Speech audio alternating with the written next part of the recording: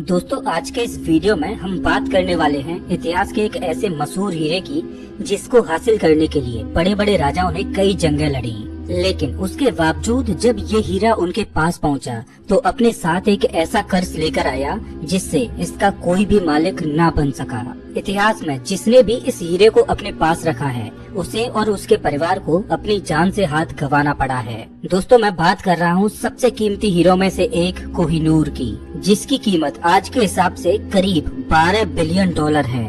ये तो हम सभी जानते हैं कि भारत को सोने की चिड़िया कहा जाता था, लेकिन केवल 200 सालों के अंदर ही अंग्रेजों ने भारत को इतना ज्यादा लूटा कि 1947 आते आते भारत की हालत दुनिया के गरीब देशों की तरह हो गई। जब भारत में ब्रिटिश गवर्नमेंट थी तब जो भी चीज अंग्रेजों को भारत में कीमती लगती थी वो इंग्लैंड भेज दी जाती थी। कहा जाता है कि इंग्लैंड की महारानी का घर, जिसे बकिंगम प्लेस के नाम से जाना जाता है, उसमें बिलियंस ऑफ डॉलर का भारत से लूटा हुआ सोना लगा है। और इसी तरह जब 18th सेंचुरी में अंग्रेजों को उस समय दुनिया के सबसे कीमती हीरे कोहिनूर के बारे में पता चला तो इसे भी अंग्रेजों ने धोखे से हत्या कर इंग्लैंड भेज दिया और आज तक कोहिनूर इंग्लैंड की महारानी के क्राउन में लगा है। लेकिन अब आप सोच रहे होंगे कि आखिर अंग्रेजों ने ऐसा किया कैसे, तो चलिए इसको शुरुआत से समझते हैं। साल 1854 में भारत की ब्रिटिश गवर्नमेंट ने दिलीप सिंह नाम के 15 साल के मासूम लड़के को उसकी मां से अलग करके उसके अपने देश से दूर इंग्लैंड भेज दिया और बाद में उसकी मां को जेल में डाल दिया गया। आप मानोगे नहीं कि अंग्रेजों का यहाँ पर ये कहना था कि दिलीप सिंह का उसकी मां के आसपास रहना ठीक नहीं है और वो भारत से ज्यादा सेफ इंग्लैंड में रहेगा। यहाँ पर ब्रिटिश गवर्नमेंट ने दिलीप सिंह को केवल इंग्लैंड ही नहीं भेजा बल्कि उसे वहाँ पर एक शानो शौकत की जिंदगी दी गई और हर साल उसे वहाँ की अच्छी जिंदगी काटने के लिए करीब 65 crore British pound British government द्वारा दिए जाते थे। अब आप सोच रहे होंगे कि इस लड़के में ऐसा क्या खास था जो ब्रिटिश गवर्नमेंट उस पर इतनी ज्यादा मेहरबान थी और आखिर उसकी मां को जेल में क्यों डाल दिया गया। तो दोस्तों दिलीप सिंह कोई साधारण लड़का नहीं था। दिलीप सिंह का पूरा नाम महाराजा दिलीप सिंह था, जिसे केवल 5 साल की उम्र में ही पूरे पंजाब का महाराज बना दिया गया था, जो पूरे सिख साम्राज्य का इकलौता वारिस था। अंग्रेजों ने दिलीप सिंह को उसकी मां से अलग करके इंग्लैंड इसलिए भेजा था कि वो कभी भी ब्रिटिश सरकार के खिलाफ आवाज न उठा सके और दोबारा से सिख साम्राज्य खड़ा न कर सके। और ब्रिटिश सरकार इसमें काफी हद तक कामयाब भी रही, क्योंकि इंग्लैंड जाकर दिलीप सिंह वहाँ के रहन सहन में इतना ज्यादा घुल मिल गए कि फिर कभी सिख एम्पायर द्वारा पावर में नहीं आ पाया और लंबे समय तक अंग्रेजों ने ही पंजाब को अपने कब्जे में रखा। इसके अलावा पंजाब पर ईस्ट इंडिया कंपनी के कब्जे से पहले तक कोहिनूर भी पंजाब के सिख एम्पायर के पास ही था। इसीलिए जब 1849 की लड़ाई में अंग्रेजों द्वारा सिख एम्पायर को हरा दिया गया तो हराने के 4 साल बाद अंग्रेजी अफसर लॉर्ड डलहौजी ने 11 साल के दिलीप सिंह को ऑर्डर दिया कि वो सिख एम्पायर के पास मौजूद सबसे कीमती हीरा कोहिनूर को ब्रिटेन की महारानी क्वीन विक्टोरिया को शांति प्रस्ताव के लिए उपहार स्वरूप दे दे।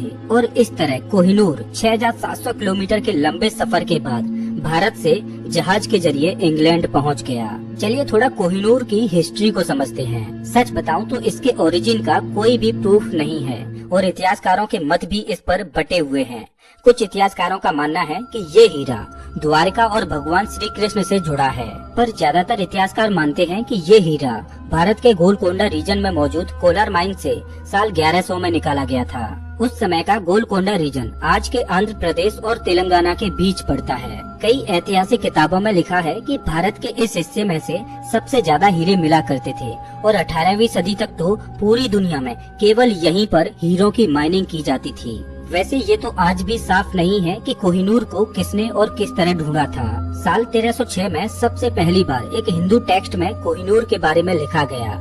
इससे पहले कोहिनूर के रिकॉर्ड्स अभी तक रिसर्चर्स को नहीं मिले हैं, लेकिन साल 1306 के बाद से हमें कई और रिकॉर्ड्स में भी कोहिनूर का जिक्र देखने को मिलता है। जैसे कि साल 1516 में मुगल सम्राट जहरुद्दीन बाबर जब भारत आया तो उसने अपनी किताब में लिखा था कि इस हीरे की कीमत पूरी दुनिया के एक दिन के खर्च के बराबर है। हिस्ट्री बुक्स की माने तो मुगलों के पास ये हीरा सबसे लंबे समय तक रहा और मुगल सम्राट शाहजहां ने तो अपना एक हीरों और सोने से जड़ा सिंहासन बनवाया था, जिसे पीकॉक थ्रोन का नाम दिया गया। इस पूरे थ्रोन में कई कीमती हीरे जड़े हुए थे, जिनमें से एक कोहिनूर भी था। पीकॉक थ्रोन के बारे में एक इंटरेस्टिंग फैक्ट ये भी है कि इस पूरे थ्रोन को बनाने में करीब 7 साल लगे और इस थ्रोन को बनाने में हुआ खर्च ताजमहल को बनाने में हुए खर्च से 4 गुना ज्यादा था। इस पूरे पीकॉक थ्रोन में 2 सबसे महंगे हीरे जड़े थे, जिनमें से एक तो कोहिनूर था और दूसरे का नाम रेड तिमूर रूबी। इस हीरे की भी चर्चा इतिहास में काफी ज्यादा देखने को मिलती है, क्योंकि शाहजहां को ये काफी ज्यादा पसंद था। कई इतिहासकारों की माने तो शाहजहां को रेड तिमूर रूबी कोहिनूर से भी ज्यादा पसंद था।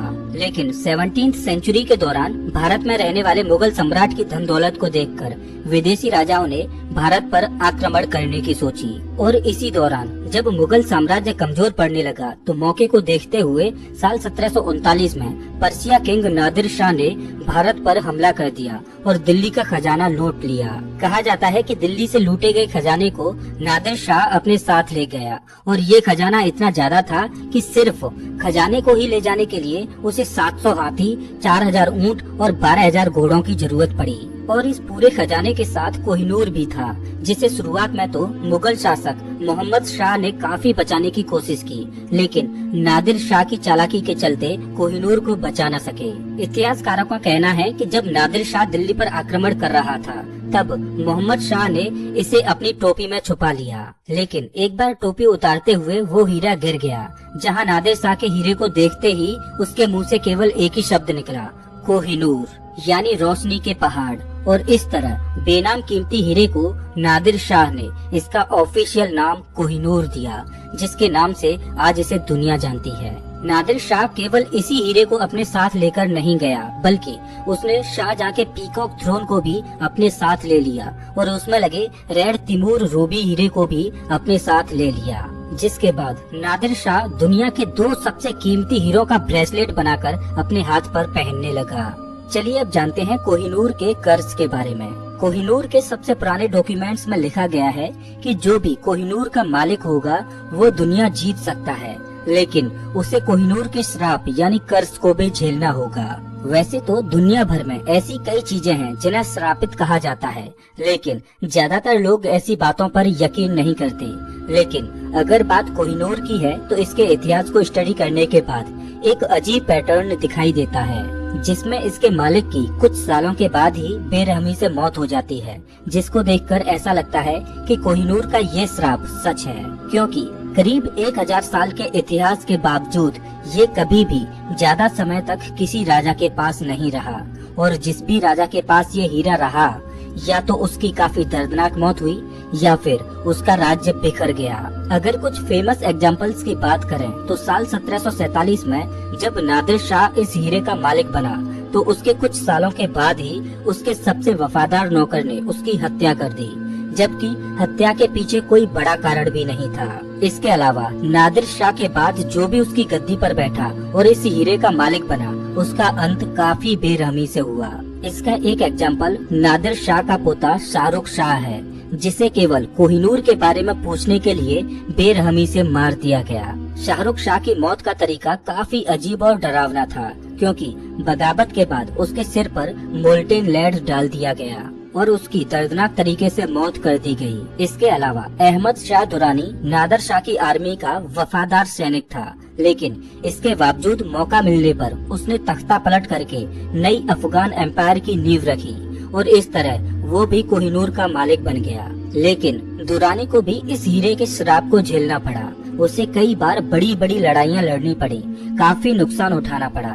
दुरानी परिवार के राजाओं की समय समय पर बेरहमी से हत्या हुई और जब पूरा अफगानिस्तान कमजोर हो गया और दुरानी एम्पायर के राजा शुजा शाह दुरानी मारे जाने के डर से अफगानिस्तान से भागकर साल 1809 में भारत आ गए, तब पंजाब के महाराजा रंजीत सिंह के पास शरण लेने के लिए शुजा शाह दुरानी ने कोहिनूर को महाराजा रंजीत सिंह को उपहार में दे दिया।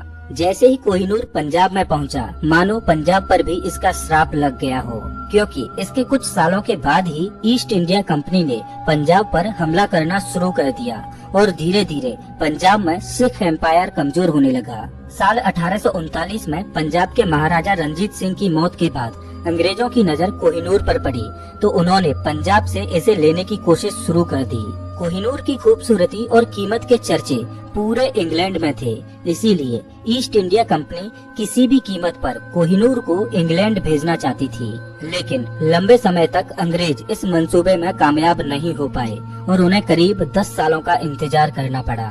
साल 1839 में राजा रंजीत सिंह की मौत के बाद पंजाब की गद्दी कई और सिख राजाओं ने संभाली और इस हीरे के मालिक बने, लेकिन इनमें से कोई भी ज्यादा समय तक पंजाब का राजा बनकर नहीं रह सका और केवल 4 सालों के बाद रंजीत सिंह का पूरा परिवार लगभग खत्म सा हो गया, जिसके आखिरी 2 मेंबर रंजीत सिंह की पत्नी रानी जिंदाल और उसका 5 साल का बेटा प्रिंस दलीप सिंह था। इस समय सिख साम्राज्य इतना ज्यादा कमजोर हो गया था कि उनके पास कोई भी दूसरा वारिस नहीं था, इसीलिए 5 साल की छोटी उम्र में ही प्रिंस दलीप को महाराजा घोषित कर दिया गया। लेकिन पंजाब में सिखों की कमजोर स्थिति को देखते हुए ब्रिटिश सरकार ने साल 1849 में पंजाब पर आक्रमण कर दिया।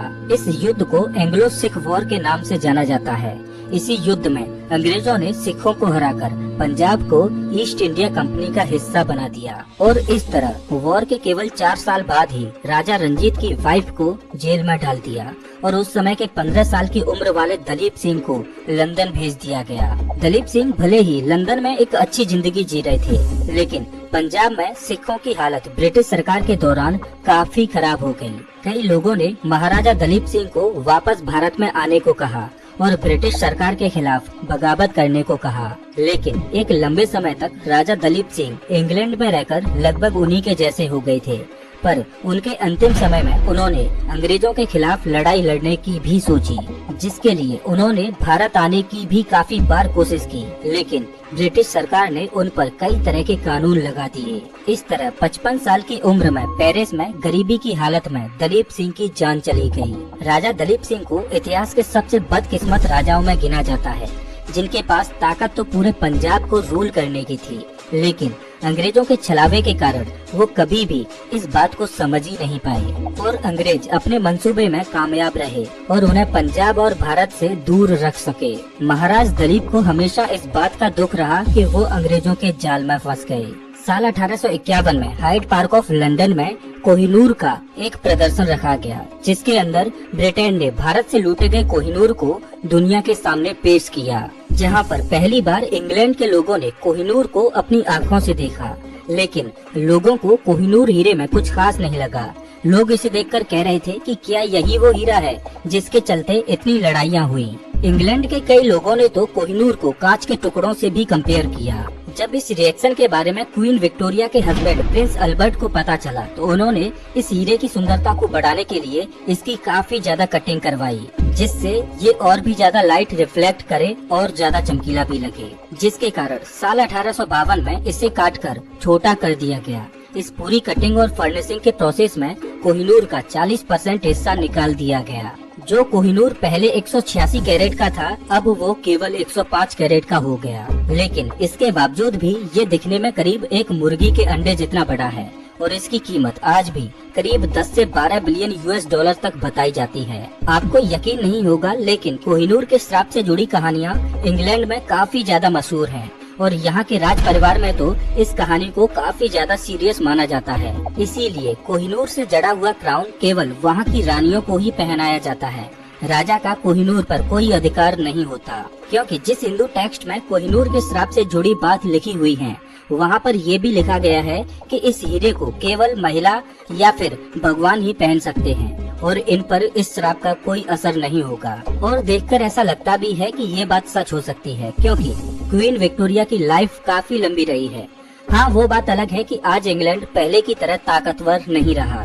चलिए अब जानते हैं कि क्या हम कभी कोहिनूर को भारत वापस लेकर आ पाएंगे। साल 2016 में सुप्रीम कोर्ट में एक पिटीशन फाइल की गई, जिसमें कहा गया था कि भारतीय सरकार को इंग्लैंड की सरकार से कोहिनूर मांगना चाहिए, क्योंकि वो भारत की धरोहर है। लेकिन जब इस पिटीशन पर सुनवाई हुई, तब भारत सरकार का प्रतिनिधित्व करने वाले लॉयर रंजीत कुमार ने कहा कि कोहिनूर हीरा लाहौर के शांति समझौते के तौर पर इंग्लैंड की महारानी को गिफ्ट के रूप में दिया गया था और इसे भारत से चुराया नहीं गया है। वैसे बाद में भारत सरकार ने अपने दूसरे बयान में ये भी कहा कि वो पूरी कोशिश करेंगे कि कोहिनूर को ब्रिटिश सरकार से लिया जा सके।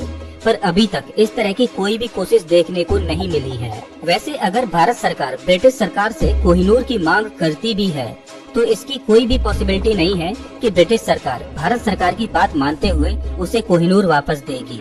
वैसे दोस्तों यहाँ तो हमने केवल कोहिनूर की बात की, लेकिन सही मायने में भारत के इतिहास की कई चीजें और हिस्टोरिकल सिंबल्स आपको ब्रिटेन के म्यूजियम में देखने को मिल जाएंगे, जिनकी कीमत अरबों में है, जो 200 सालों के दौरान ब्रिटेन ने भारत से चुराए हैं। लेकिन दुख की बात ये है कि उनको भारत वापस लाने के बारे में कोई भी बात नहीं कर रहा। साल 2015 में ऑक्सफोर्ड यूनियन में दी गई स्पीच के दौरान भारतीय पॉलिटिशियन शशि थरूर ने कहा था कि अंग्रेजों के भारत आने से पहले भारत दुनिया की जीडीपी का 23% हिस्सा होल्ड करता था। लेकिन साल दर साल अंग्रेजों ने भारत को इतना लूटा कि 1947 तक जब भारत को आजादी मिली उस समय भारत दुनिया के सबसे गरीब देशों की लिस्ट में शामिल था, जिसकी आधी से ज्यादा जनता गरीबी के सबसे निचले स्तर पर थी। कई रिसर्चों में कहा गया है कि अंग्रेजों ने भारत से आज की वैल्यूएशन के हिसाब से करीब 45 ट्रिलियन डॉलर की वेल्थ को चुराया है। दोस्तों आपको क्या लगता है कि क्या भारत सरकार कभी कोहिनूर या फिर भारत से चुराए गए दूसरे हिस्टोरिकल चीजों को भारत वापस लेकर आ पाएगी? तो दोस्तों इस वीडियो में बस इतना ही। वैसे आप हमारा ये वीडियो कौन से शहर से देख रहे हो हमें कमेंट करके जरूर बताएं। अगर आपको ये वीडियो अच्छा लगा हो तो इसे लाइक करें और ऐसे वीडियोज के लिए चैनल को सब्सक्राइब करें, साथ ही बेल आइकन दबाएं।